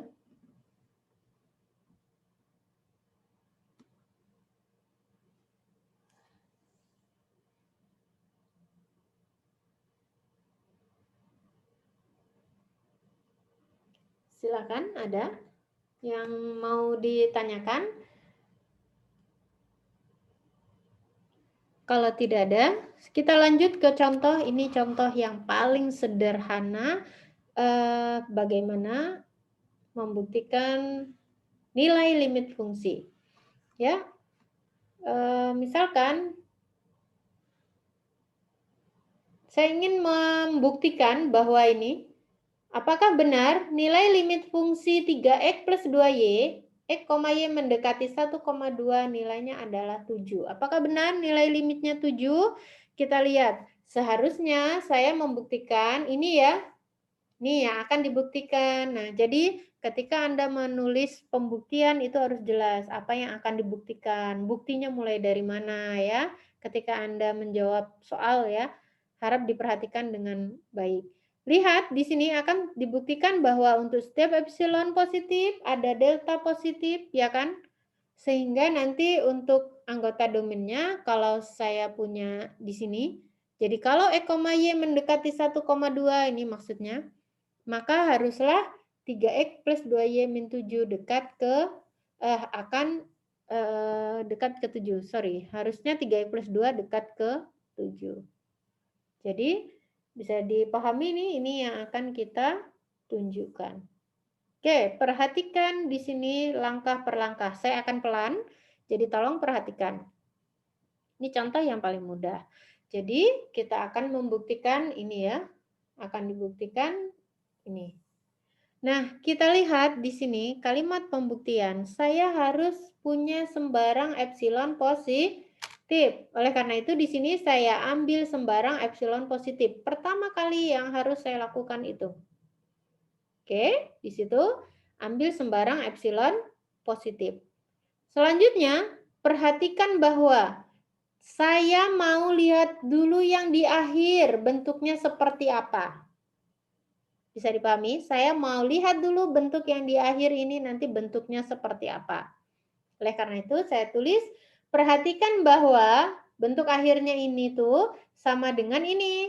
Benar nggak? Nilai yang di sebelah kanan seharusnya sama dengan nilai yang di sebelah kiri. Kalau tidak percaya, coba kita kalikan ini. Berarti di sini sama dengan apa itu? 3X dikurangin 3 ditambah 2Y min 2. Betul nggak sama dengan 3X plus 2Y min 7? Betul ya ini? 3X plus Min 4, Bu. 2Y min, oh iya ini min 4. Jadi betul. Gitu ya? Betul ya? Ternyata ruas kanan sama dengan ruas kiri. Oke? Nah, teman-teman, di sini ada kecurigaan. Kenapa ya kok saya rubah ke situ? Ada yang tahukah kenapa kok saya rubah menjadi ini? Ingat saya nanti punya bentuk syaratnya itu ini tuh kurang dari delta gitu loh. Makanya usahakan bentuk yang akhirnya ini nanti ada berbau-bau yang mau diketahui ini. Gitu loh.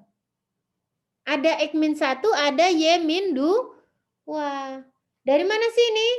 Ini apa sih? Ini kan dari ini loh. X, Y, jaraknya harus dekat dengan 1,2. Jarak X, Y katanya harus dekat dengan 1,2 itu definisinya apa tadi?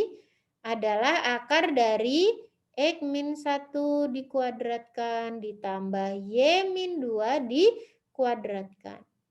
Oke, bisa dipahami ini? Berarti hasil yang Fx min Y itu nanti Fx, Y min L itu nanti yang akhirnya ini harus ada paling tidak ada bentuk X min 1 dan Y min 2 gitu kan ya? Oke. Baik, makanya ini saya rubah. Nah, sekarang dari sini ke sini kenapa? Anda masih ingat sifat nilai mutlak? Di sini saya pakai banyak sifat-sifat nilai mutlak ya di kalkulus 1. Jadi tolong dicek kembali. Di sifat nilai mutlak saya punya A plus B. Ini kurang dari sama dengan, sorry itu bukan kurung ya. Harusnya ini. Mutlak A ditambah mutlak dari A ditambah B kurang dari sama dengan mutlak A ditambah mutlak B. Ingat, kurang dari sama dengan itu untuk penjumlahan. Termasuk pengurangan juga ya. A min B itu juga kurang dari sama dengan mutlak A ditambah mutlak B tidak dikurang. Ditambah. Oke, bisa dipahami? Tapi kalau yang perkalian tadi ya, A kali B itu sama, bukan kurang. Ayo, siapa yang lupa? Mutlak A dikali B sama dengan mutlak A dikali mutlak B. Bukan kurang. Pembagian juga ya, pembagian juga sama. Oke, saya kembali ke sini. Ya. Di sini misalkan yang ini adalah A, yang ini adalah B. Berarti yang atas kurang dari sama dengan ini ditambah B. Betul ya? Nah, ini lihat sama kan? Mutlak A dikali dengan B. Berarti sama dengan mutlak 3 harusnya dikali mutlak X min 1 ditambah 2 kali Y min 2. Hati-hati loh ya, tanda sama, tanda kurang dari sama dengan. Nih, udah saya tulis ya ini. Jangan nanti keliru pula, udah dikasih tahu. A per B, kalau mutlak A dibagi B itu sama. Mutlak A dibagi mutlak B. Oke, diingat-ingat sifatnya. Oke, ini saya kasih nama bintang. Ternyata nanti hasil akhirnya ini toh. Ini tuh Nanti bentuknya bisa saya rubah, ini tuh kurang dari sama dengan 3 dikali X-1 ditambah 2 kali Y-2. Simpan, kasih nama bintang. Oke, kita lihat. Tadi kan katanya gini, untuk epsilon positif sembarang saya harus bisa memilih delta gitu kan ya. Nah, saya sudah punya epsilon, saya harus pilih delta. Nah, tetapi delta yang dipilih itu nantinya ya teman-teman, delta yang harus dipilih ini yang harus cermat kita memilihnya. Kenapa? Karena delta yang dipilih akan berimbas nanti di bagian belakang. Oleh karena itu, saran saya, Anda harus coret-coret ini dulu di tempat lain. Begitu loh maksud saya. Oke, jadi setelah tadi punya ini kurang dari sama dengan ini kan yang bintang tadi, Anda uraikan dulu. Anda uraikan. Oh, kan yang akar X-1 ini kan kurang dari nilai mutlak X-1 ini kan kurang dari akar ini. Yang ini juga kurang dari ini, gitu kan? Oh, ternyata ini kurang dari 3 dikali ini ditambah 2 kali akar ini. Lihat, akar ini sama. 3 bakso ditambah 2 bakso, sama-sama bakso bisa dijumlah. Dijadikan 1 mangkok, dicampur rasanya nggak berubah, ya kan? Hasilnya masih bakso. Oke, jadi lapar. Sabar ya, tahan dulu. Sedikit lagi. 3 mangkok bakso ditambah 2 mangkok bakso. Hasilnya jadi 5 mangkok bakso. Rasanya tidak berubah, harusnya ini nggak berubah. Gitu kan? Nah, di sini nanti syaratnya kan ada kurang dari delta. Nah, ini kan kurang dari delta nih nanti jadinya gitu kan kira-kira. Deltanya harus berapa ya supaya nanti ini tuh kurang dari ini, kurang dari epsilon maunya gitu kan. Oleh karena itu di sini saya pilih deltanya itu sama dengan epsilon per 5. Karena ini loh, saya punya ini 5 delta. Bisa dipahami di sini? Jadi ini memang bolak-balik langkahnya ya. Ini nggak apa-apa, supaya mudah dipahami. Artinya memang kita harus lihat dulu ke belakang. Nanti tujuan saya itu mau kayak mana ya, bentuknya seperti apa. Baru nanti kita bisa menentukan deltanya agar dipenuhi gitu. Bisa dipahami ini? Nah, jadi saya ulang tadi ya langkahnya. Saya ambil sembarang epsilon positif, saya uraikan dulu ini. Kasih nama bintang ya. Kemudian saya pilih delta sama dengan epsilon per 5. Kalau yang masih bingung, kenapa kok epsilon per 5? Anda coret-coret ini dulu di kertas coret-coretan tempat lain. Ya, oke. Jangan nanti, ini yang harus diperhatikan. Jangan Anda langsung tulis ini di atas ini. Salah, kenapa? Anda kan belum punya delta. Ya, ini yang saya ini, tanda ini, boleh Anda coret-coret di kertas coret-coretan, supaya Anda bisa memilih delta yang tepat. Oke, sehingga untuk setiap X, Y elemen domain X, apabila ini kurang dari delta, gitu kan, katanya tadi yang diminta, kalau ini kurang dari delta, maka dari bintang yang tadi, yang kita peroleh ini, kurang dari ini, maka saya peroleh ini kurang dari epsilon. Oh, berarti benar nih, ini sama dengan 7. Oke, ada pertanyaan sampai di sini? Begitulah langkah-langkah pembuktian nilai limit fungsi dengan menggunakan definisi. Silakan kalau ada pertanyaan.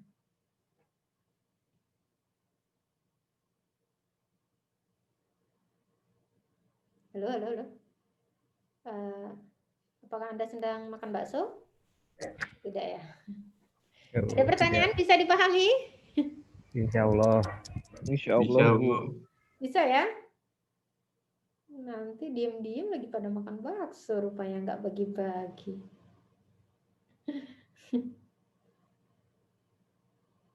Bisa? Ada yang mau ditanyakan? Saya persilakan.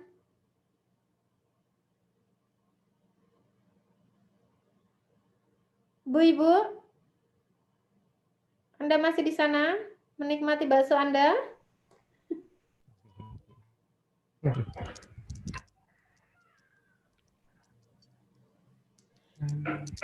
Bisa dipahami ya ini? Oke.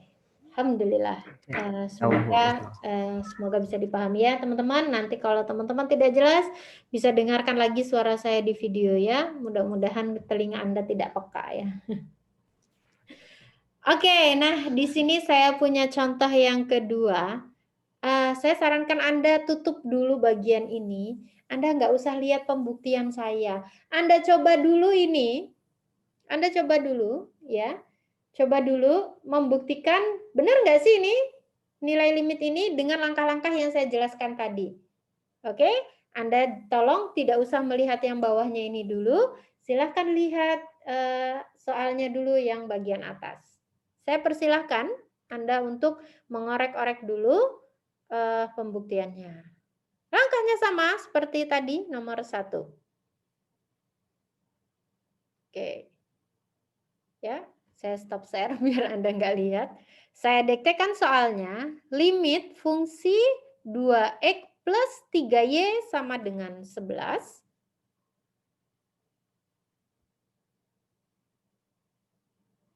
Sebentar, saya share di whiteboard saja.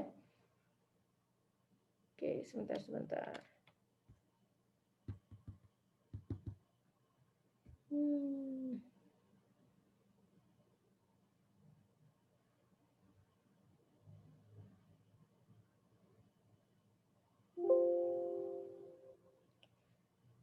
Oke. Ya. Limit 2x plus 3y sama dengan 11.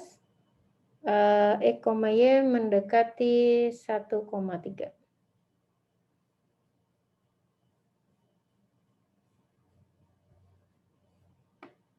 Oke, bisa Anda coba dulu buktikan bahwa untuk setiap epsilon positif, Anda harus bisa memilih delta positif, sehingga apa? Untuk setiap anggota domain, apabila jarak Y, dengan 1,3 ini 1,33. Sorry, bukannya. 1,3 kurang dari delta, ini tidak 0. Jaraknya kurang dari delta, maka 2x plus 3y min 2x plus 3y min 11 kurang dari epsilon. Oke, terlihat yang saya tulis di whiteboard? Kelihatan ya, teman-teman? Terlihat, Bu. Oke, coba ya. Sekali lagi, Anda harus tumbuhkan sifat optimis, sikap optimis supaya Anda bisa. Kalau Anda sudah menyerah, aduh ini kok ribet, aduh ini kok sulit ya. Aduh, udah pesimis itu namanya. Susah nanti. Oke, Anda harus optimis ya.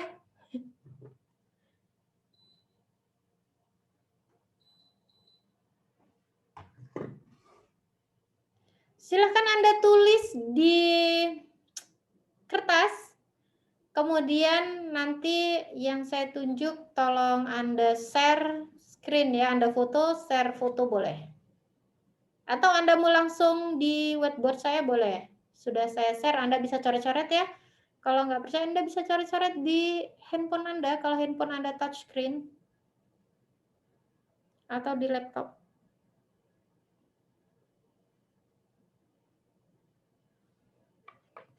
Silahkan kalau ada yang mau coba menjawab.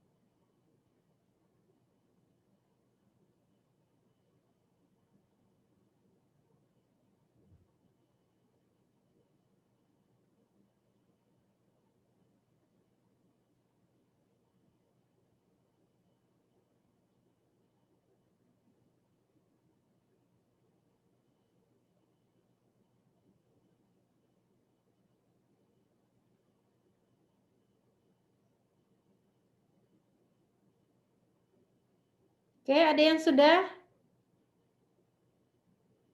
Bisa nggak? Ada yang mau share?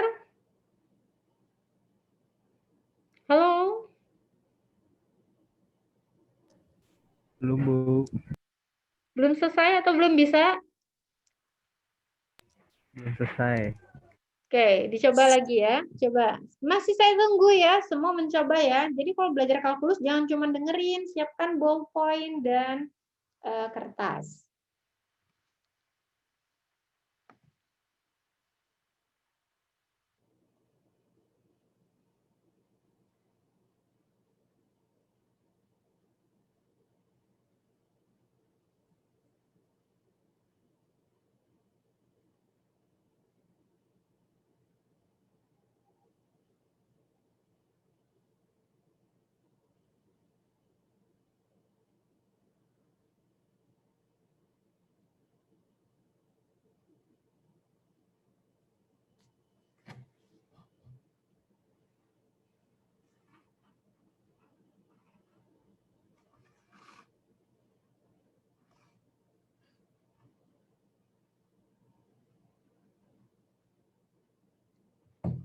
Oke, sudah dapat? Dapat enggak?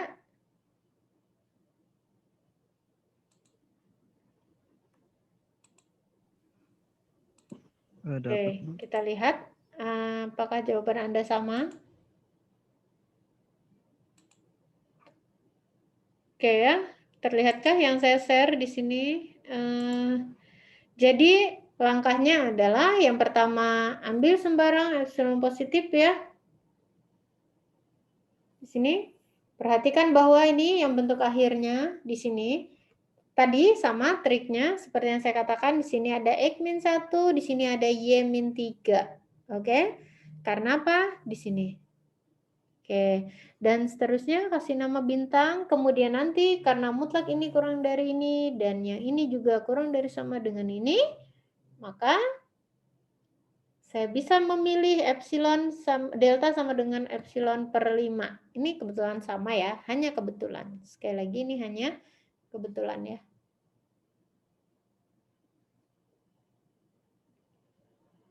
Oke. Betul ya, tadi sebentar. Oh, beda ya. Saya kira sama. Ini 1,2, ini 1,3. Kebetulan ini sama ya. Pemilihan deltanya ini hanya kebetulan ya. Saya tidak mau nanti Anda beranggapan deltanya selalu epsilon per 5. Tidak. Jadi pemilihan delta bergantung pada nanti ini epsilon yang kita kehendaki. Oke, saya rasa itu yang nomor 2 mudah ya, terbukti ya. Nah, yang nomor 3 silahkan nanti Anda pelajari, caranya sama ya di sini. Nah, ada sedikit perbedaan soal nomor 3 ini dengan nomor 1 dan 2. Pada soal nomor 3 ya, nanti Anda memilih deltanya 2 kali. Tetapi ketika nanti Anda memilih deltanya 2 kali, terakhir Anda harus memilih suatu delta yang memenuhi untuk semuanya. Ya, dipilih delta. Nah, di sini. Terakhir, saya harus punya delta yang memenuhi dari awal sampai akhir ini nanti. Gitu. Ya, ada yang mau ditanyakan? Caranya sama ya, nanti yang ketiga nanti Anda bisa lihat di slide saya.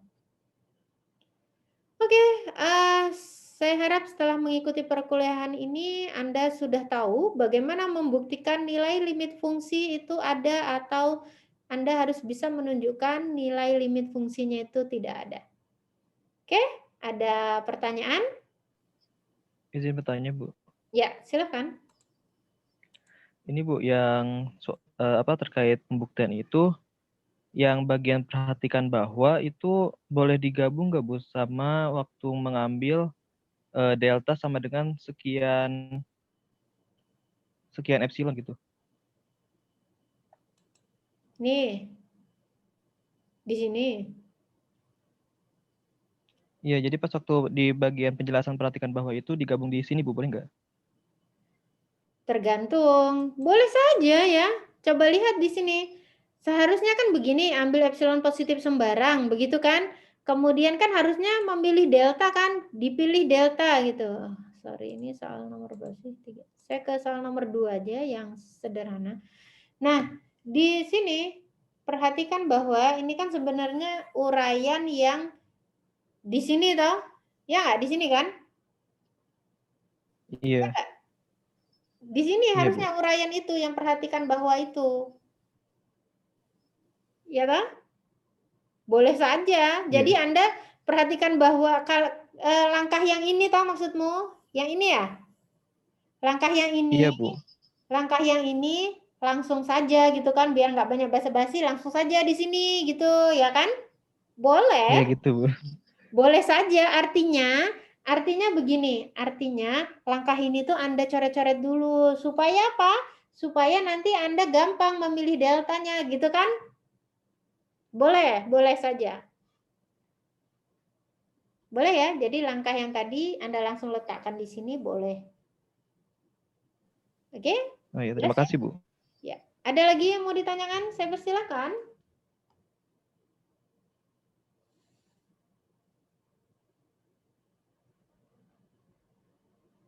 Ada?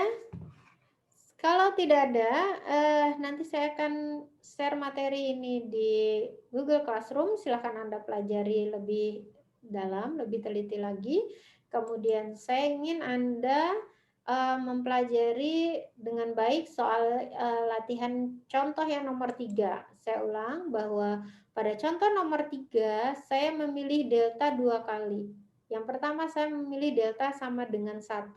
Cluenya, kenapa saya memilih deltanya 2 kali? Di sini ya, di sini lihat saya punya bentuk di sini yang tidak ada di sini. Di sini saya punyanya X-3 dan Y plus 2. Sedangkan nanti di sini saya peroleh, sorry ini harusnya ada nilai mutlak ya. Ini X plus 3. Kemudian di sini juga ada Y min 2. Oleh karena itu, saya harus tahu dulu yang X plus 3 dan yang Y min 2 ini nanti kurang dari apa gitu kan. Kalau yang X min 3 dan Y plus 2 kan sudah jelas nih. Dari sini nanti diperoleh ini. Tetapi untuk yang X plus 3 dan yang Y min 2, di sini saya belum tahu. Oleh karena itu, di sini saya memilih delta dulu pertama, yaitu 1. Bolehkah memilih deltanya setengah? Boleh. Tetapi pemilihan delta saya sarankan sekecil mungkin. Kalau bisa di bawah 1. Tetapi tidak negatif ya. Karena delta itu adalah jari-jari. Oke? Jari-jari. Nah, sekarang saya pilih delta 1. Deltanya 1. Ya. Sehingga nanti X plus 3 tadi. Yang tadi belum diketahui yang ini. X plus 3 dan Y min 2 kan ya yang mau kita cari.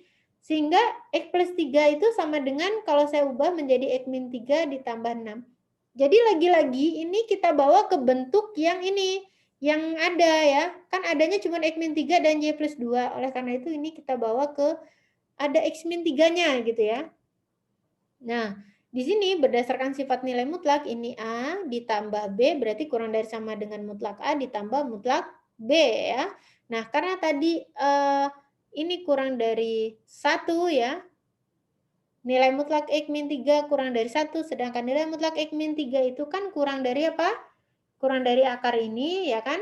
Berarti ini kurang dari 1. Oke? Dan ini 6 tetap, sehingga ternyata kalau saya memilih deltanya 1, mutlak X plus 3 itu kurang dari 7. Tentunya tidak sama nanti jawaban masing-masing orang. Kalau nanti memilih deltanya setengah, pasti di sini beda dong, bukan 7, ya kan? Karena di sini pasti nanti ini kurang dari akar ini kurang dari setengah, berarti ini kurang dari setengah. Setengah ditambah 6 udah beda lagi, 6,5 dong. Oke, bisa dipahami ya? Sama dengan yang Y min 2.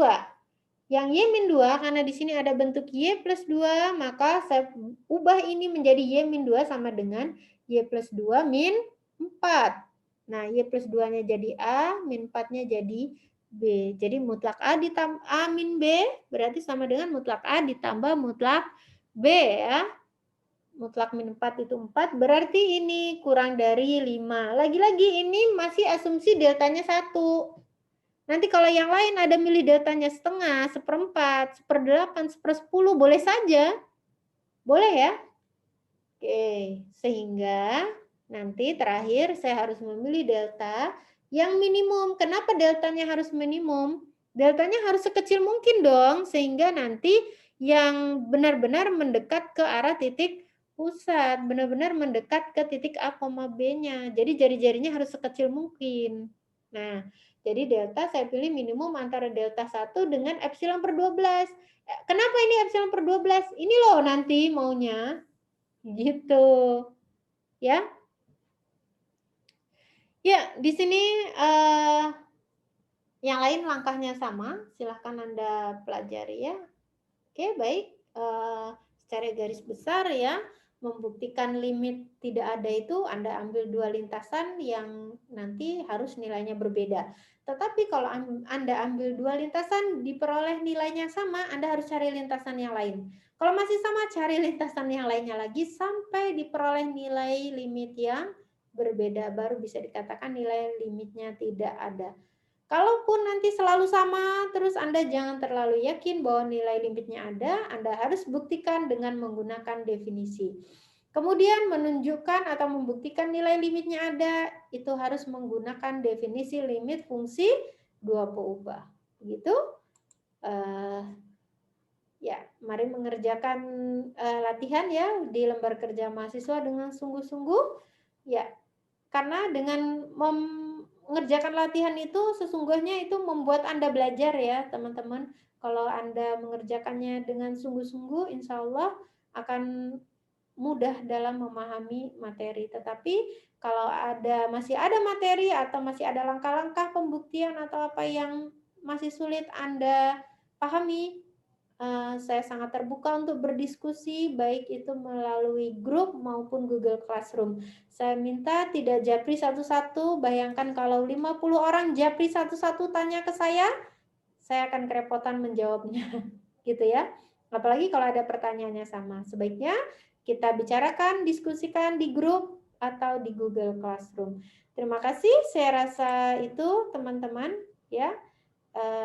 Ini sedikit kalimat motivasi dari saya. Silahkan, selamat belajar. Semoga mendapat hasil yang terbaik. Terima kasih. Saya akhiri. Assalamualaikum warahmatullahi wabarakatuh. Waalaikumsalam warahmatullahi wabarakatuh. Terima kasih, Bu. Terima kasih. Selamat belajar ya.